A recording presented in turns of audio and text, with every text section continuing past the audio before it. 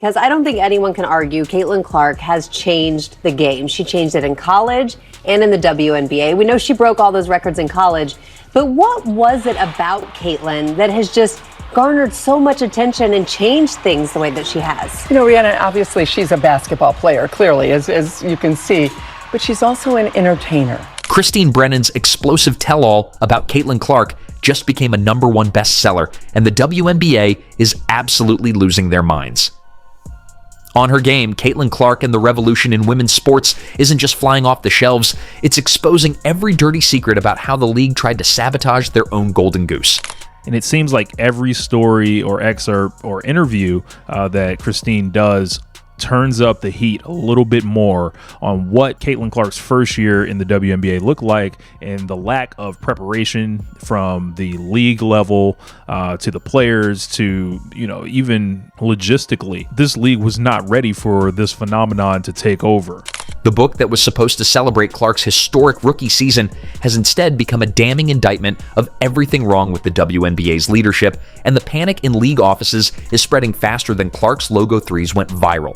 This league is full of drama, absolute drama. Now, we knew when Christine Brennan, the journalist who wrote the upcoming Caitlin Clark book, the stories emerging from this book is going to light the league on fire. I mean, seriously. We got an altercation between Brennan and Dejanay Carrington. It doesn't even have to do with the eye gouge, which we know Dejanay flipped her wig off over. When a seasoned sports journalist like Christine Brennan, who's covered 21 Olympic Games and written 7 books, decides to write an unauthorized biography about you, you know you've transcended sports and become a cultural phenomenon. But here's what's making the WNBA executives sweat bullets. This isn't a fluff piece about Clark's basketball skills. This is a comprehensive expose that documents how spectacularly unprepared the league was for their biggest moment in franchise history. Christine spoke with somebody from the W who she did not name, and she asked that person, "Do you know how big this is going to be?" And that person responded, "Yeah, this should be the biggest thing since Maya Moore." Now, Maya Moore is an all-time great player. Maya Moore has never sniffed what Caitlin Clark has meant to the profile of women's basketball. And Christine Brennan was shocked that they would compare it to that.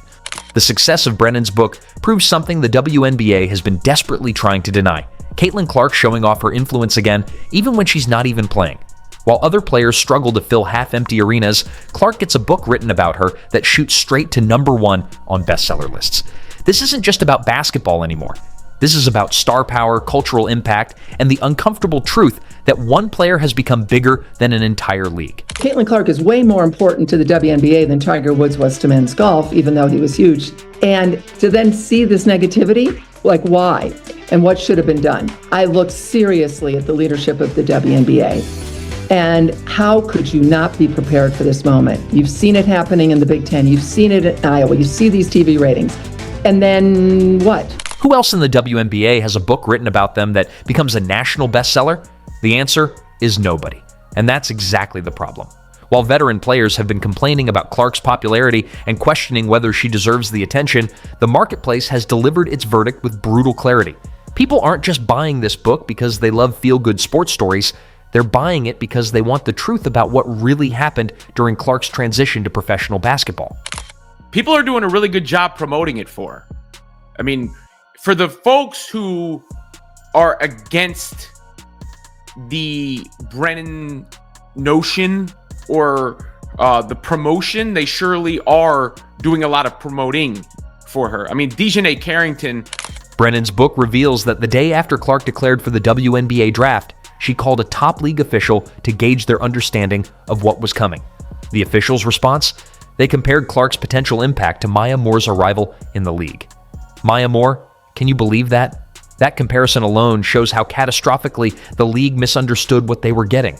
Clark wasn't just another talented draft pick. She was a once-in-a-generation phenomenon who had already broken every viewership record in college basketball history. And this person said, well, this is probably the biggest thing that happened in the WNBA since Maya Moore. And Maya Moore is a great basketball player and deserved to have the kind of attention that Caitlin Clark is getting, but never got it. The notion that the WNBA wasn't ready for this, couldn't believe that this could happen. I think it's set in motion so many of the issues and the conversations we've had about the jealousy and the concern that we see from some of the players, the cheap shot hits, Kennedy Carter last year and Marina Mabry this year, Dana. It just was the sense that this incredible thing is happening to the WNBA, and the league seems completely, utterly unprepared for it. If you are enjoying, please subscribe.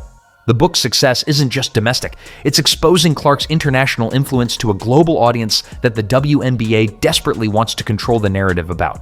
Fans are flying from Mexico, Hawaii, and countries across the world specifically to see Clark play. At a recent Las Vegas Aces game, fans traveled from as far as Hawaii and Mexico City, wearing Clark jerseys and explaining how she sparked their interest in women's basketball. One fan from Hawaii told reporters, "I flew from Hawaii just to see Caitlin Clark. I started out with Caitlin, but I think she definitely drew more attention to other players." Hey, what's going on, y'all? This is Views from the Court. This is GT. Look, I just met a young fan right here who traveled over 852 miles to CCC. We gonna make sure you get this box checked off, all right? So y'all stay locked in, all right? Let's get it. I love you. This global appeal is exactly what makes the WNBA panic. They're realizing that Clark's fan base isn't just American basketball fans, it's an international community of people who discovered women's basketball through her. These fans aren't loyal to the WNBA, they're loyal to Clark. When she's injured and can't play, ticket prices plummet by 70% in 48 hours. When she's healthy, games are moved to larger venues to accommodate the crowds. The Washington Mystics moved their game against the Fever from their 4,200-seat home arena to the 20,000-seat Capital One Arena specifically because of Clark. The Las Vegas Aces moved their matchup to T-Mobile Arena to accommodate the thousands of extra fans coming to see Clark face off against Aja Wilson. These aren't just basketball fans. These are Clark fans who happen to watch basketball. We're going on vacation to Las Vegas, and we are going to go see Caitlin Clark at the Indiana Fever against the Aces. No way! We already have tickets. Really?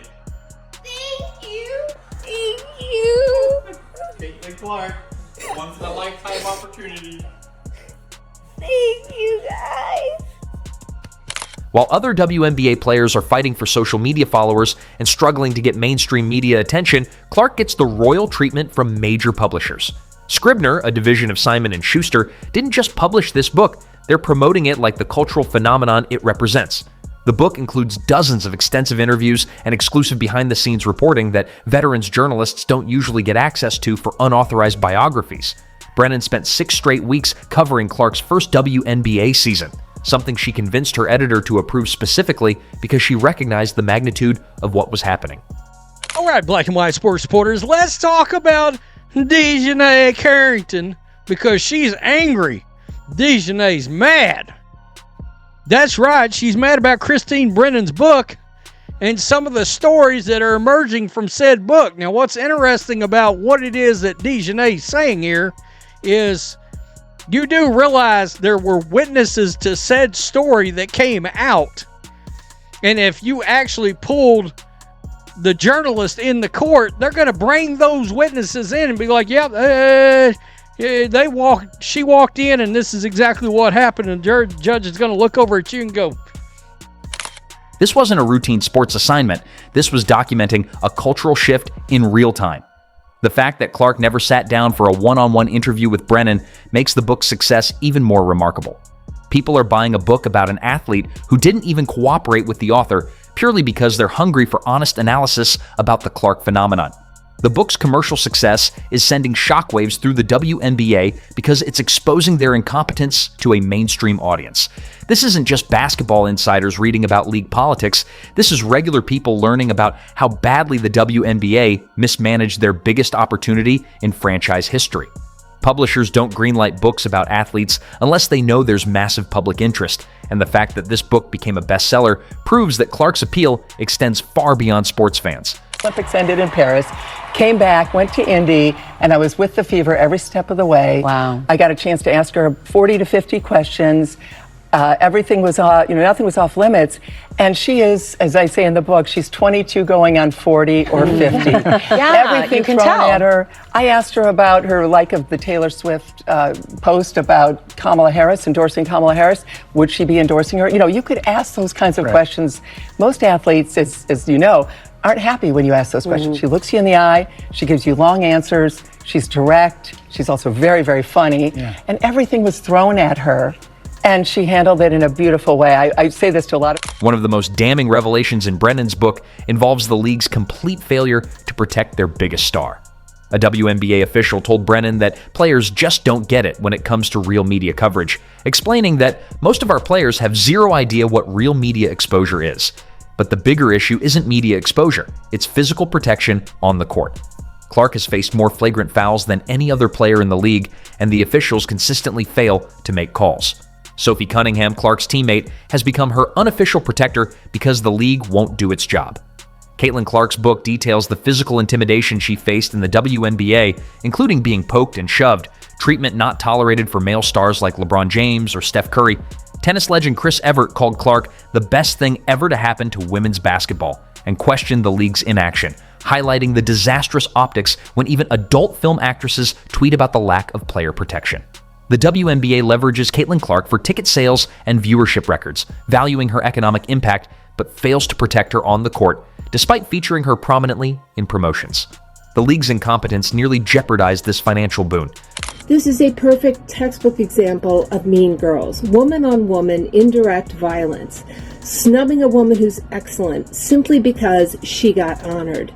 This is an unbelievable example of the ways in which when a woman is excellent or ambitious, other women go silent. Or we start to ask the question, is she likable? That's not relevant. This isn't about likability.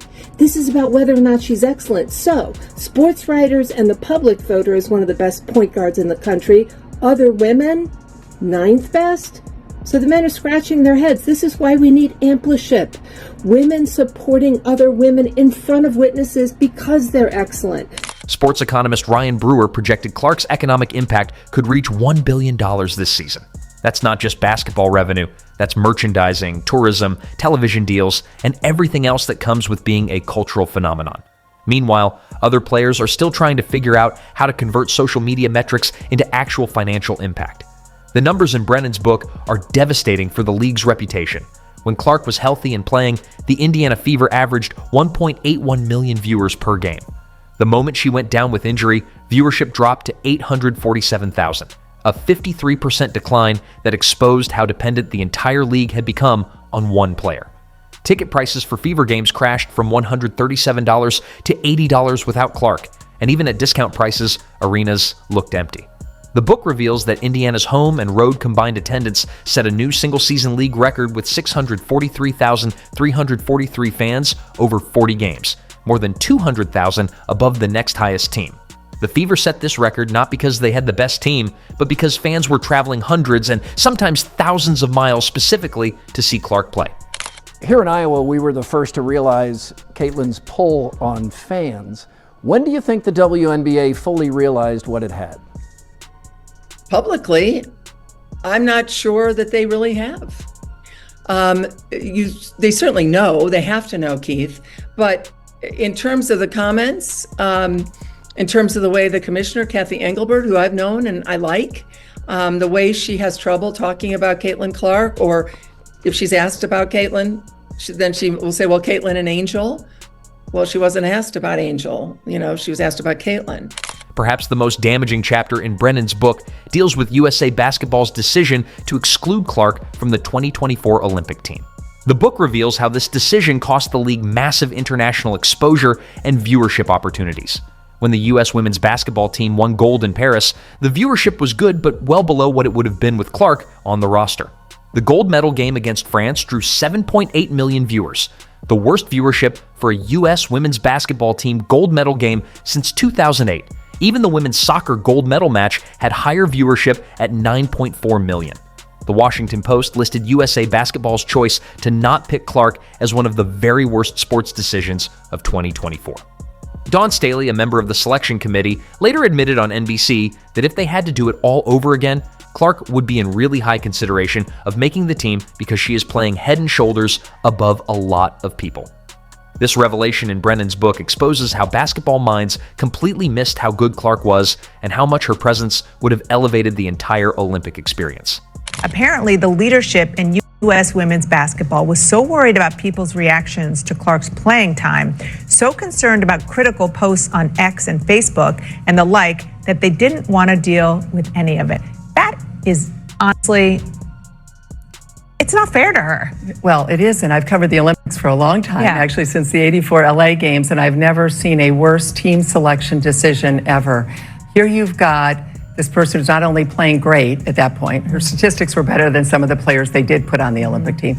The success of Brennan's book proves that Clark has become something the WNBA never expected, a cultural icon whose influence extends far beyond basketball. Clark arrived as a sports and cultural phenomenon more than 50 years after Title IX opened opportunities for women in sports. Her impact isn't just about basketball statistics, it's about fundamentally changing how Americans view female athletes. The book documents how Clark's appeal wasn't just domestic, but international, with fans buying her merchandise and traveling from around the world to watch her play. This global reach is exactly what makes the WNBA nervous, because it proves that Clark's brand is bigger than their league. When asked about the possibility of Clark starting her own league, Brennan responded, "Nike loves her. She's got Wilson, obviously. She's got Gatorade. And they could do it. I think they could absolutely put it together in a couple of years." The book's revelation that Clark is making $40 million annually from endorsements while earning just $76,000 from the WNBA exposes the absurd economics of women's professional basketball. Clark doesn't need the WNBA needs Clark, and that power dynamic is making league officials uncomfortable. Left and started her own league because of the way she's been treated. Would that work? What do you think? You know, it's interesting. I thought of that too. Nike loves her. Nike, she's got Wilson, obviously. She's got Gatorade. I mean, even though the salary's, $76,000 for a rookie, it's more this year now. You know, she's making, $28 million just from Nike alone, according to Wall Street. So she's at, $40 million, whatever. Okay, so fine. So she's doing great. And if Nike said, we're going to make the Nike Clark League, right? It would take, obviously it takes a few years to get the arenas and whatever, but the TV contract, I mean, it's Caitlin. The absolute panic spreading through the WNBA isn't just about one book becoming a bestseller, it's about the entire foundation of their marketing strategy being exposed as fraudulent. For decades, the league tried to build a sustainable product, and then Clark showed up and single-handedly became the difference between relevance and irrelevance. When your entire league's success hinges on one person's health, every injury becomes an existential crisis. The book exposes how the league's marketing department was completely unprepared for the Clark phenomenon. They had no comprehensive strategy for capitalizing on her popularity, no understanding of her demographic appeal, and no plan for sustaining the momentum she was generating. This is basic business strategy that any competent organization should have handled easily.